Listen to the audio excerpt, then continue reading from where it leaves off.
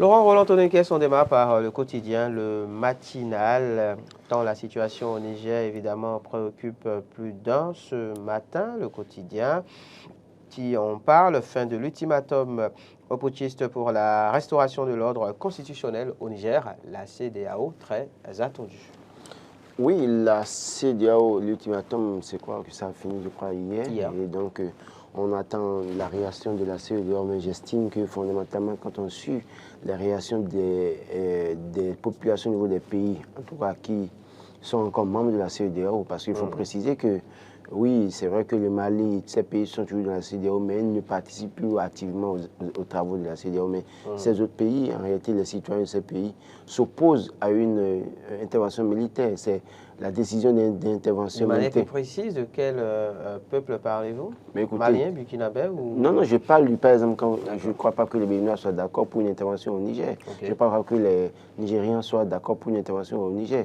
Ce qu'on constate, c'est que c'est les élites qui, au sein de la CEDEAO, décident qu'on passe à une intervention militaire, mais en oubliant que sur le sol nigérien, il y a certains de leurs compatriotes qui se retrouvent là-bas. Et donc, quand la situation va s'embraser là-bas, c'est que leurs concitoyens seront pris au piège et ça va être difficile. La même France qui demande à la CEDEAO, en tout cas, qui, avec la CEDEAO, demande une intervention militaire, a demandé à dépêcher, en tout cas, à déplacer ses ressortissants. Et donc, s'est arrangé pour déplacer tous ces ressortissants du pays. Mais qu'est-ce que le Bénin a fait? Qu'est-ce que le Nigeria a fait? Qu'est-ce que la Côte d'Ivoire a fait? Qu'est-ce que le Togo a fait? C'est vrai que d'ailleurs, même le Togo propose le dialogue.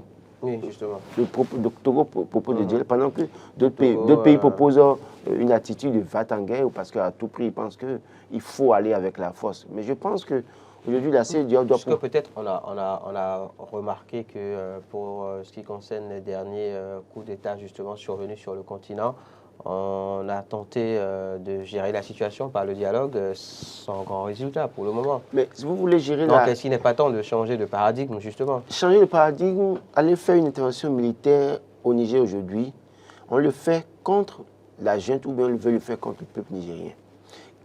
Évidemment, le peuple n'y est pour rien. De quel moyen dispose le peuple pour se protéger dans un tel affrontement? Et donc, posons les véritables questions pour dire, n'y a-t-il pas d'autres mesures? Vous interdisez de voyager la junte, les membres de la junte, c'est-à-dire un pas très important.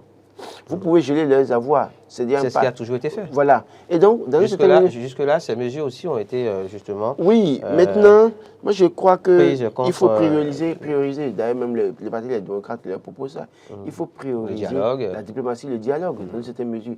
Et au niveau du point 2 des propositions du Parti des démocrates, c'est de prévenir cette situation de coup d'État institutionnel. Ça, c'est après le Niger, parce que pour le moment, il faut gérer la situation du Niger. Donc en réalité, et si on se pose la véritable question et on trouve les véritables réponses, c'est que on va éviter les coups d'État à l'avenir. Parce que le cas du Niger, à un moment donné, qu'on ne le veuille pas, malheureusement, c'est déjà consommé.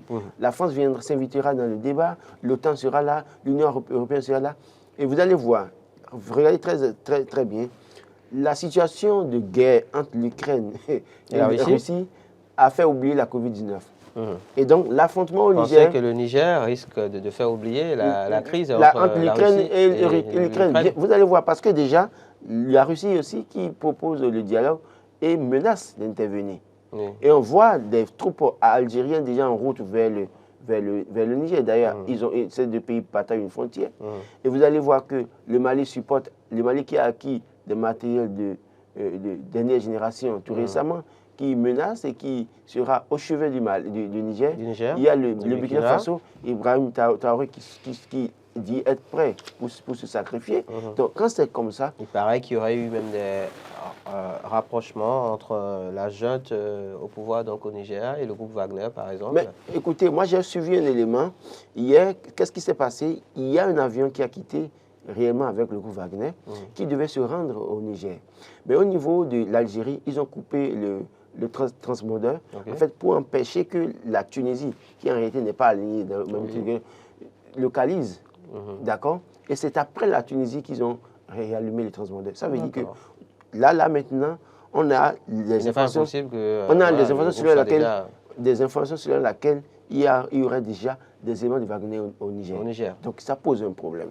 Dans le même temps, on apprend, parce que j'ai vu une vidéo aussi circuler, j'ai cherché à savoir du côté du Sénégal, on me confirme, mais bon, moi je le mets peut-être conditionnel. Il paraîtrait que des troupes de l'OTAN sont déjà au Sénégal.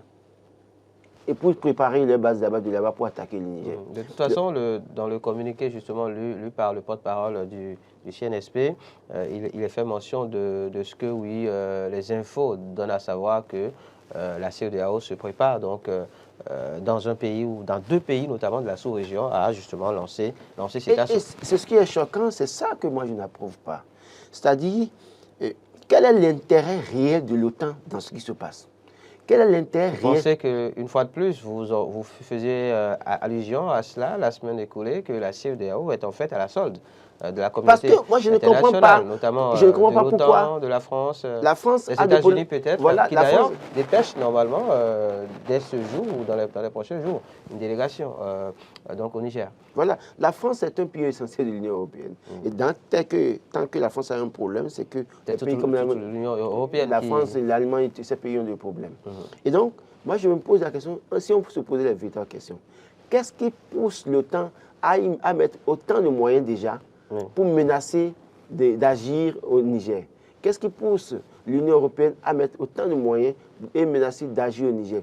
Et pendant ce temps, c'est que c'est les chefs d'État de la sous-région qui ne veulent pas ouvrir les yeux pour comprendre qu'au fond, il s'agit d'une question de développement de l'Afrique plutôt que de rester à la solde. Parce que quand on regarde les décisions, la CEDEAO même en l'État, à quels moyens pour aller combattre au Niger?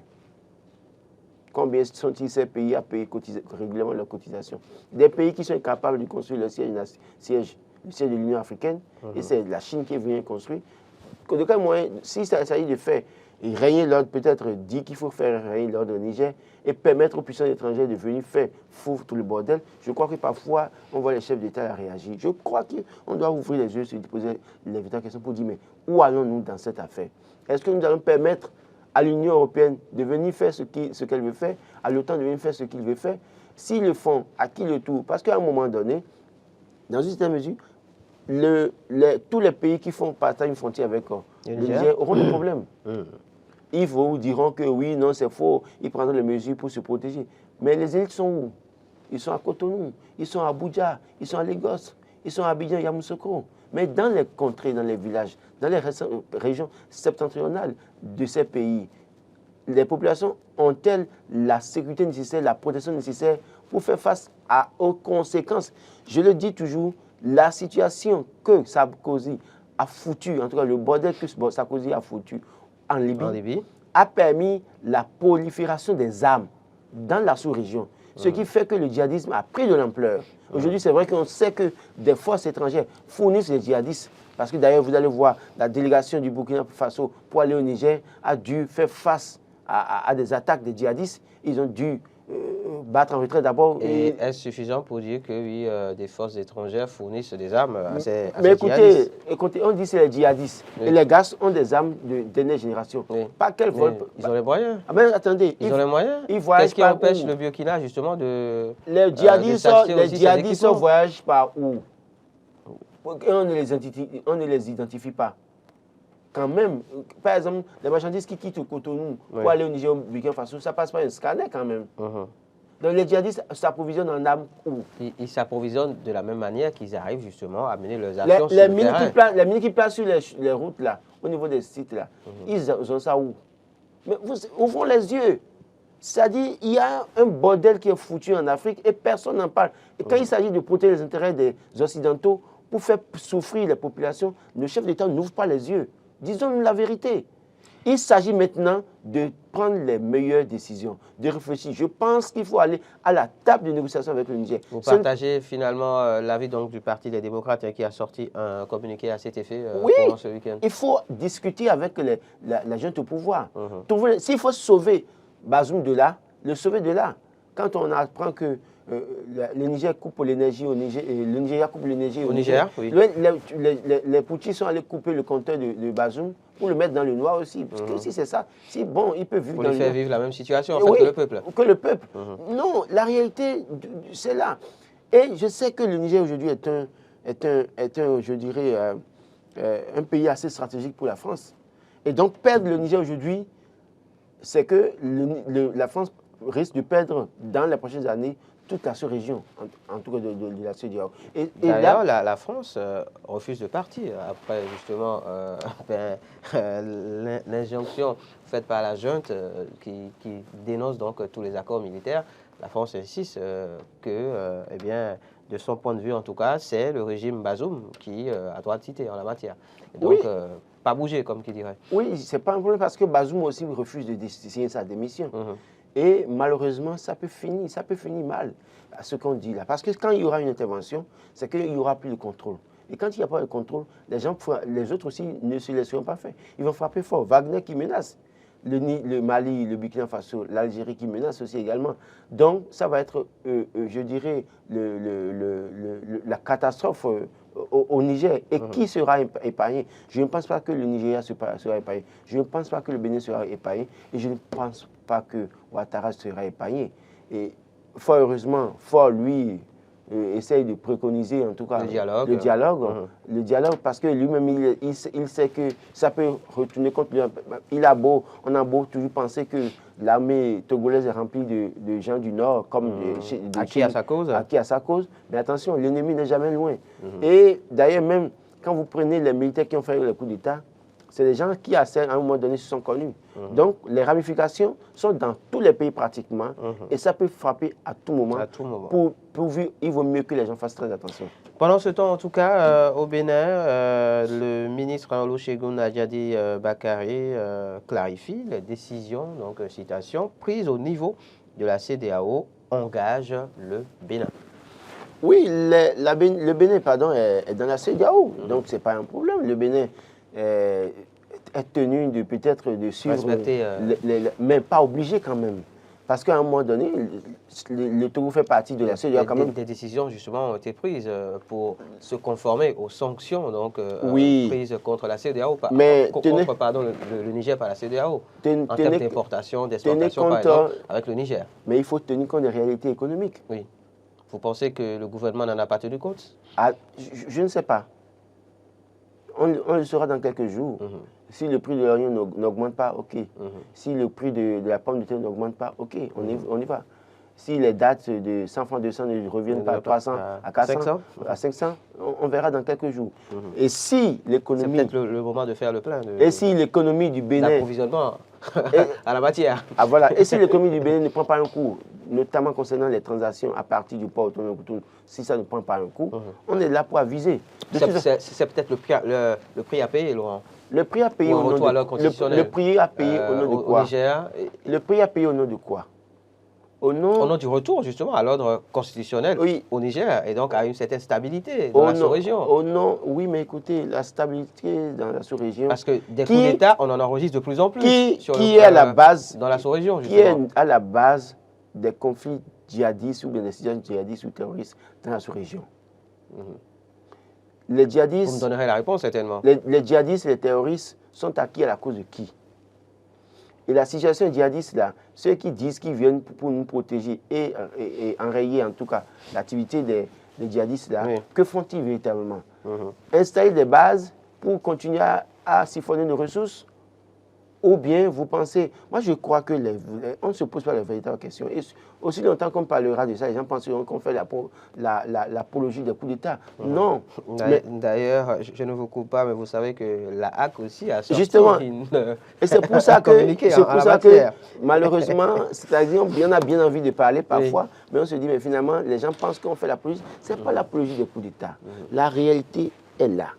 Vous fermez les frontières au Niger, nous allons souffrir aussi. Et le Niger a la possibilité, d'ailleurs, vous voyez l'Algérie qui ne commence pas à soutenir le Niger. Et donc, eux, ils vont profiter de la situation. D'accord? La Mauritanie, ces pays vont profiter de la situation et permettre à ce que le Niger fasse ses affaires par d'autres pays. Ça va prendre du temps, parce que une grande distance, ça va coûter cher, mais ce n'est pas un problème. À un moment donné, je pense que les gens vont continuer à travailler à être résilients. D'ailleurs, le Mali a fait. Le Burkina Faso, ils ont travaillé, ils ont commencé par se battre pour être résilients. Et la Guinée également. Mais aujourd'hui, on n'a pas encore entendu que Le pays est tombé parce qu'ils n'ont pas d'argent. Les fonctionnaires n'ont pas dit quelque part qu'ils ne sont pas payés dans ces pays. Je pense que le problème du Niger peut être réglé autrement. Ne prêtez pas mes fautes à l'Union européenne et à l'OTAN d'aller foutre le bordel au Niger. Sinon, tous les pays qui restent auront des problèmes. Même s'il n'y a pas de... C'est-à-dire qu'il y aura une insécurité générale dans la sous-région. Le cas libyen doit servir d'école à tous les chefs d'État de la CEDEAO qui continuent de penser qu'il faut s'aligner derrière la France. Laurent, Roland, Tononiquet, on vous aura compris sur le sujet. Je précise qu'on revient justement sur la situation au Niger avec Hamzat Abdoulaye et Olivier Michel de Compos, consultant et analyste géopolitique. On s'interrogera justement sur la suite, sachant que cet ultimatum de la CEDEAO a pris fin hier. On poursuit Laurent, Roland, Tononiquet avec d'autres titres parus à la une des quotidiens. On reste avec le quotidien Le Matinal, puisque en fin de semaine écoulée, 15 agodiers égayaient le public béninois. Non, je dirais un très beau spectacle. Et je crois que le nom donné à ce spectacle se justifie. La saga des agodiers. Saga des agodiers, je crois que ceux qui ont trouvé ce nom ont bien trouvé. Ça a été bien réfléchi et on a pu voir les prestations des différentes, je dirais, agodiers, notamment en point d'honneur notre... La diva, Angélique Kidjo, qui a fait tout ce qu'elle pouvait faire pour égayer la reine des agodiers. La reine des agodiers. C'est à saluer. Ça prouve que nous avons des valeurs au niveau de la jeune féminine au Bénin. Il faut travailler, continuer à valoriser ces femmes. C'est vrai que Angélique Kidjo n'a plus besoin qu'on la valorise quelque part. C'est qu'au plan mondial, elle a travaillé à se faire valoriser, donc elle est connue. Et il faut travailler à ce que les autres aussi soient davantage valorisés. Mais aussi, ce que je souhaite, c'est qu'il y ait beaucoup plus de collaboration entre Angélique Kidjo et les autres artistes femmes du Bénin. Je pense qu'il faut beaucoup plus de collaboration. Vous avez pu voir, elle avait fait une collaboration avec l'artiste nigérien, c'est Chinima. Non, plutôt Yemi Alade. Yemi Alade, pardon. Plus d'une d'ailleurs. Voilà. Plus d'une, il y en a eu au moins deux. Voilà. Deux déjà. Et donc, je crois que ça a permis de booster aussi. Yemi avait aussi déjà sa popularité, mais le simple fait de faire une collaboration avec Angélique Kidjo, ça en rajoute forcément. Voilà, qui est très bien connu aux États-Unis et autres, donc ça va en rajouter certainement à sa popularité. Et donc, les femmes qui se donnent beaucoup au travail ici, doivent pouvoir espérer, on doit pouvoir travailler à une collaboration avec Angélique Kidjo. Je ne parle pas de celles qui mettent des strings qui bougent les fesses dans les clips. On n'a pas besoin de ça. Le Bénin n'a pas besoin de ça. Je veux des femmes qui chantent. Oui, je vois que dans une certaine mesure, je suis d'accord pour une certaine comment vous appelez? Cécimé. Cécimé, oui, bon. Voilà, qui a des liens assez poussés avec la maman, par exemple. Qui fait beaucoup d'efforts aussi. Qui fait beaucoup d'efforts. Il faut le dire. Moi, je pense que, mais je pense une chose par rapport à elle. Il faut qu'elle se donne une identité musicale. Parce que quand je prends les beats de Cécimé, on a beaucoup à dire sur ces beats. Vous savez que la musique urbaine aujourd'hui impose beaucoup de choses. Attention, vous savez ce dont il parle. Oui, je sais, mais attention. Parce que même quand vous écoutez Angélique Kidjo, parfois on n'a pas l'impression d'écouter de la musique béninoise. Oui, à part les langues. Oui, non, attention. Attention. Donc, mais on reste dans le contexte africain. Attention, quand je parle de beats, j'ai comme l'impression, parfois quand vous suivez certaines choses de Cécimé, vous avez l'impression d'avoir écouté déjà ce beat-là quelque part. Ben oui, c'est la musique urbaine. Non, je suis d'accord. Mais c'est-à-dire que... On parle de sampling. On parle de sampling. Non, oui. On s'inspire de musiques qui ont marché. Non, attention. Je parle de... Quand je ne parle pas de... un coupé décalé ou du soyo décalé ou bien du soyo zékédé. Je ne parle pas de ça, c'est des musiques qui existent et n'importe qui peut venir chanter ça. Mais si vous ne voulez pas chanter sur ça et que vous venez et que vous voulez chanter, vous pouvez peut-être travailler à avoir votre touche spéciale au niveau de la musique. C'est de ça que je parle. Je crois que si Cécimé ajoute ça à ce qu'elle fait, ça va beaucoup plus la booster. Et c'est pareil pour d'autres femmes artistes du Bénin qui ont quelque chose à vendre. Et il faut que ces femmes travaillent véritablement. Celles qui ont presté avec Angélique Kidjo, elles sont nombreuses à avoir du talent, elles ont quelque chose à revendre. Et il faut mettre leur touche spéciale avec une collaboration de quelqu'un qui peut les pousser. Mais j'insiste là-dessus, pas de femmes avec, vous souhaitez que avec faire ça bouger, ou bien des pelles à la hanche. C'est pas ça la musique. Hein. Oui. Ou bien on porte des trucs collants, on fait, ou bien on est prêt à se lancer en l'air, peut-être dans le public. Non, non, non, c'est pas ça. Oui. Je ne parle pas de ces artistes-là. Je parle des artistes qui chantent et qui chantent dans la décence et la pudeur.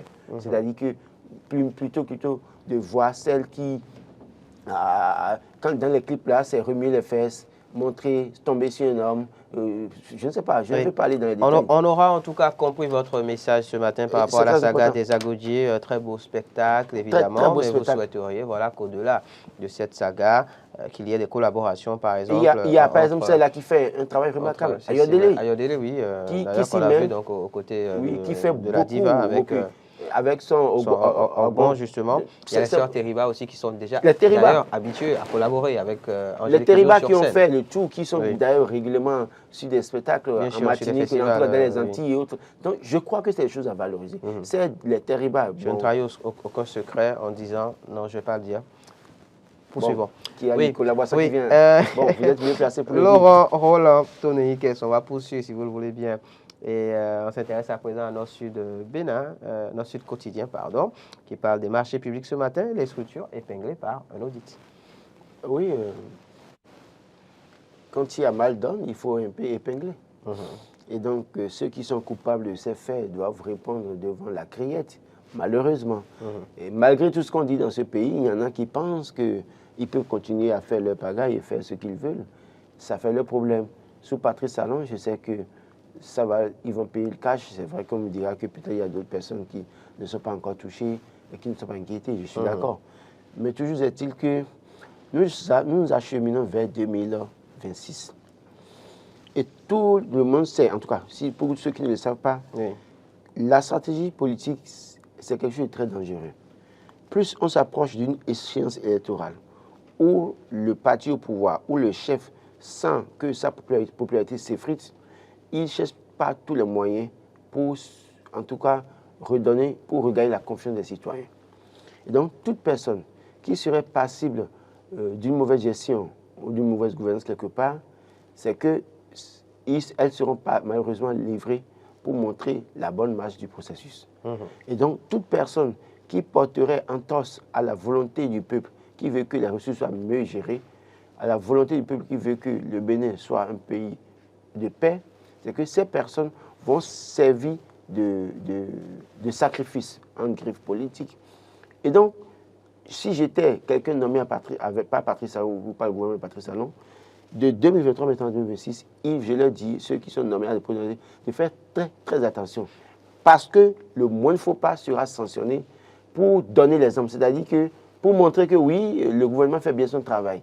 Donc, s'ils sont intelligents, ils n'ont qu'à se ranger. Autrement, ils peuvent être 1000, pourvu qu'on dise que Patrice Talon a réussi à mettre tous ceux qui ont magistrat en prison et que ça en tout cas, le travail, en tout cas, a rehaussé sa popularité dans certaines mesures. Il doit faire très attention. Sur le sujet, le quotidien Le Potentiel titre ce matin, irrégularité dans les marchés publics passés en 2020. La prison, châtiment annoncé sur le crime de 130 milliards de francs CFA. Laurent Roland, Tony Kess. 130 milliards qui auraient servi à faire beaucoup de choses dans ce pays. À construire d'autres voies, des hôpitaux, par exemple. Ce qui est sûr, vous prenez l'argent du pays, vous construisez une belle maison, vous avez peut-être des copines dans toutes les villes. 2-3 belles voitures. Vous avez des copines dans toutes les villes de Cotonou. Ce n'est pas mon problème à moi, Laurent Tony Kess. Vous allez répondre. Vous finirez en prison. Vous finirez en prison, vous répondrez. Et malheureusement, aujourd'hui, ce n'est plus comme avant où tu vas en prison et on ne te demande pas de rembourser. Après, tu sors, tu deviens riche et tu peux te foutre des populations. Là, maintenant, tu vas en prison. Et puis on te prend tout. On saisit même tout ce que... Si on arrive à identifier ce que tu as réalisé, on saisit tout pour faire rembourser et donner l'argent, remettre l'argent dans la caisse de l'État. Je pense que les gens, s'ils sont intelligents, doivent arrêter ça. S'ils sont intelligents. Il ne faut pas penser que vous êtes proche de Patrice Talon et que Patrice Talon ne peut pas vous toucher. On a vu des gens très proches de Patrice Talon et ils sont allés malheureusement en prison. Aujourd'hui, ils sont réduits au silence. Il y en a même qui, à fait en état, ne parlent plus dans ce pays et pourtant il est dans le pays là. Il ne parle plus.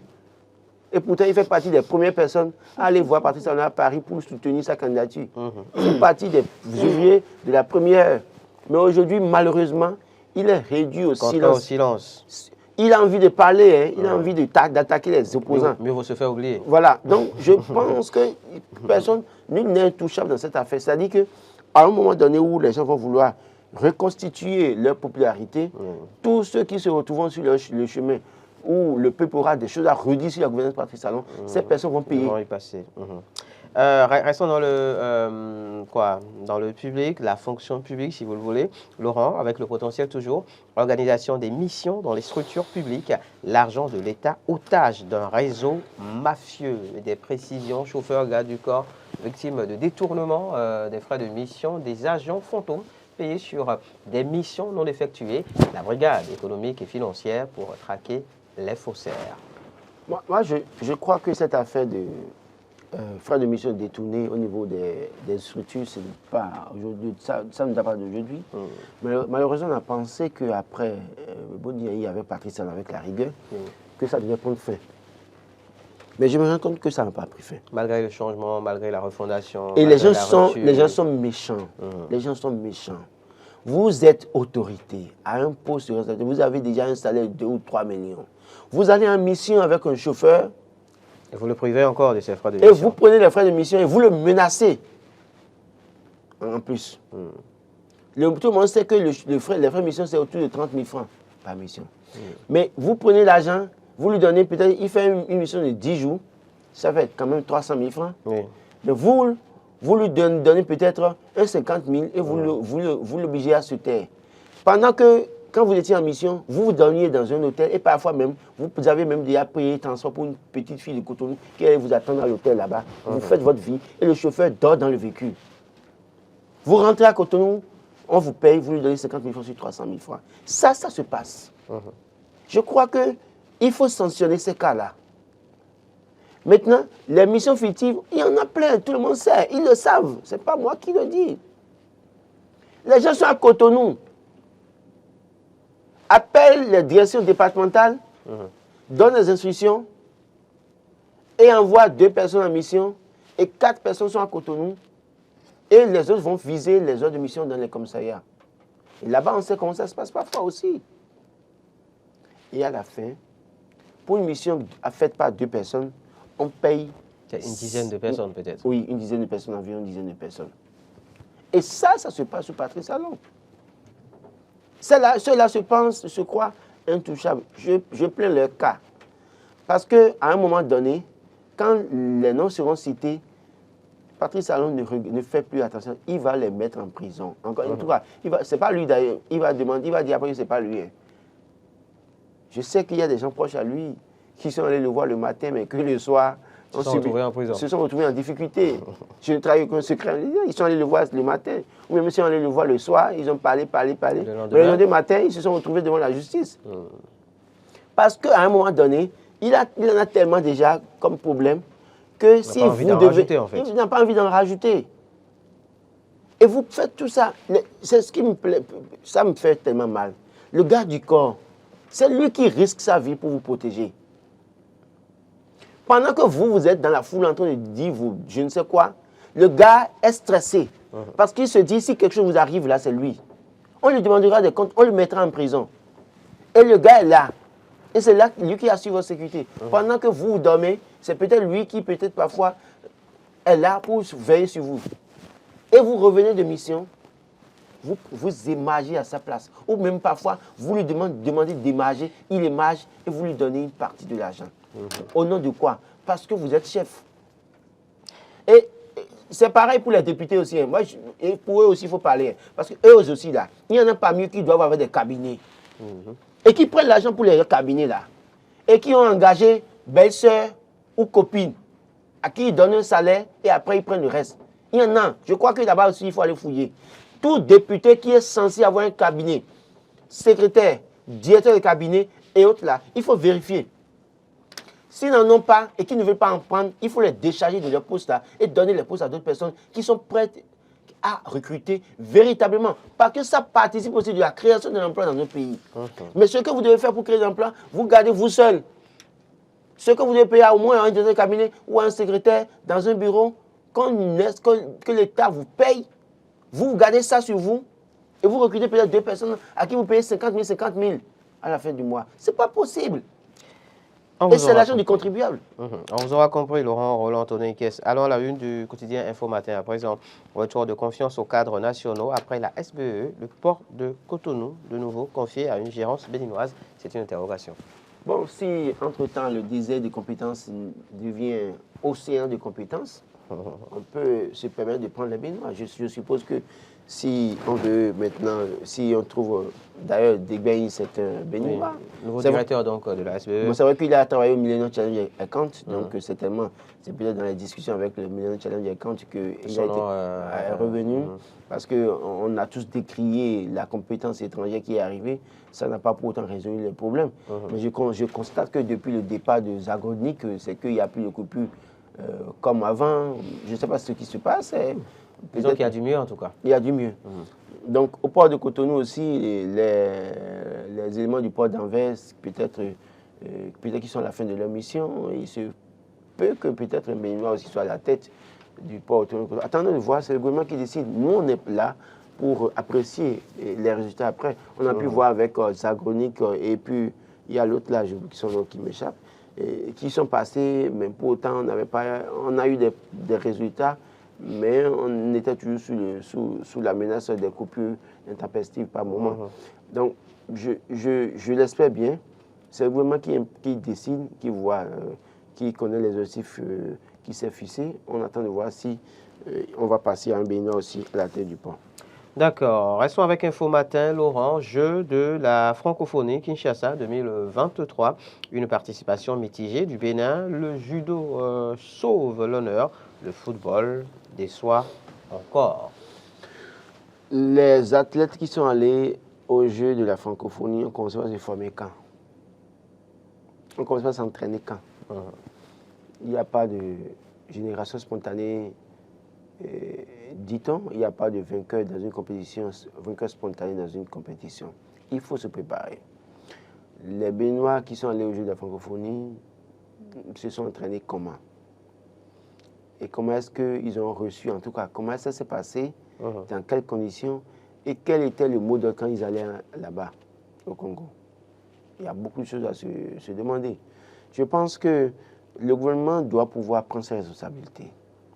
On ne peut pas mettre autant d'argent dans le sport, notamment le football, et à continuer à avoir des résultats, je dirais, approximatifs. Ça choque, parce que c'est nos sous. En tout cas, même si c'est quelque chose enlevé de moi, mon salaire, versé dans la caisse de l'État à la fin de chaque mois. Donc, c'est aussi mon argent. Et donc, on doit pouvoir nous dire pourquoi est-ce que ça doit continuer comme ça. Il vaut mieux à un moment donné prendre les meilleures décisions et arrêter la pagaille. Autrement, arrêter de financer. La dernière fois, j'ai pu voir une délégation du Bénin qui doit aller, je crois, à Prague pour le tchoukbol. Et ils n'ont pas eu de financement. En tout cas, je ne sais pas si finalement ils sont partis, je n'ai pas eu les dernières informations, mais ils ont fait une photo pour dire que bon, ils n'ont pas de moyens pour pouvoir participer à la Coupe du Monde de tchoukbol et que voilà. Et pendant ce temps, d'autres ont les sous. Quand même, une équipe de football, c'est tout au moins, il y a au moins 20 personnes qui vont se déplacer, au moins. Donc, on a pris les billets pour 20 personnes, on les a mis logés à l'hôtel, on leur a donné des primes, et voilà le résultat qui est rentré. Ça pose un problème. Posons-nous les vraies questions et trouvons les meilleures solutions pour l'avenir. Une solution proposée, en tout cas, avec l'indépendant au préfet Couton. Nous sommes dans le zoo, à Boycon notamment, avec les chiens en divagation. Laurent Roland-Antonin Kess, le quotidien, propose donc au préfet d'agir. Ce n'est pas que dans le zoo. Il faut agir sur toute l'étendue du territoire national. Commencez par abattre tous les chiens qu'on voit en divagation. Précisons, l'indépendant propose au préfet Couton donc de sommer les sécus indélicats. Non, voilà la proposition de l'indépendant. Je crois que moi, c'est d'aller plus loin. Oui, mais attendez, je vais vous expliquer. Oui, mais c'est abusé parce que le chien, c'est après tout un être vivant. Mais écoutez, Le chien qui vous mord... Les défenseurs des causes, oui. de la cause animale ne seront pas d'accord avec vous. Que les défenseurs de la cause animale... Je suis défenseur de la cause animale. OK. D'accord. Pourtant, vous, mais un chien, vous recommandez... Un chien en divagation, dans d'autres pays, c'est sécurisé. Je suis allé dans des pays où les chiens se promènent... Donc, travaillons à la sécurité. Attendez. Les chiens sont vaccinés, protégés et suivis. Ici, là, vous avez des chiens... Donc, parce qu'un homme n'est pas vacciné contre, je dis une bêtise, la poliomyélite, il faut le tuer, c'est ça? Je ne parle pas comme un... Je parle d'un chien qui se promène... Oui, donc, parce qu'un homme n'est pas vacciné et un SDF, donc il faut le tuer, me direz-vous? Non, ne comparez pas. Là, on fait de la comparaison. Vous ne pouvez pas comparer. Attendez, laissez ceux qui comparent les animaux aux hommes et qui se marient avec les animaux, continuer à comparer les animaux aux hommes. Moi, qui vous dit que je n'en fais pas partie? Qui vous dit que je n'en fais pas partie? Ça fait votre problème. Mais voilà. J'estime que laissez ceux qui comparent les animaux aux hommes, au point de se marier avec les animaux, là, continuer à le faire. Toujours est-il que Dieu m'a dit, moi, en tout cas dans la Bible, ce que j'ai lu, c'est que j'ai une domination sur les animaux. Les animaux ne sont pas égaux à moi. D'accord, en tout cas, parlons de la divagation de ces animaux. C'est donner de la valeur aux animaux, de les mettre au même pied d'égalité que les hommes, qui amène le mariage entre homme et animal. Laissons ce sujet, parlons de la divagation des chiens à Boycon. Voilà, la divagation des chiens. Qu'est-ce que vous dites d'un chien qui se promène dans la nature et qui n'est pas vacciné, qui peut mordre n'importe qui à tout moment et tuer cette personne? Il y a un problème. Et donc, que ce soit chien ou coq, ou cou, je sais quoi, ou poule, ou mouton, tout ça, ou porc, cochon dans la nature, il faut purement... D'abord, nos prisons, là, les gens ne mangent pas, mangent jamais. Je pense qu'ils ont besoin de viande. Tout mouton qu'on retrouvait dans la nature à abattre et retourner dans les prisons pour que les gens puissent au moins manger de la viande. Ceux qui ont mangé il y a longtemps dans les prisons, leur donner de la... Parce que je dis, les animaux dans la nature causent des accidents. Énormément d'accidents dans la circulation. Les gens, quelqu'un peut faire un accident avec un mouton et mourir en même temps. Pendant que le propriétaire du mouton est à la maison. Parfois même, c'est la poule qui se retrouve devant vous, vous écrasez la poule et c'est le propriétaire qui sort pour vous insulter. Et vous demande de payer avant de partir. Est-ce que la rue, c'est le poulailler?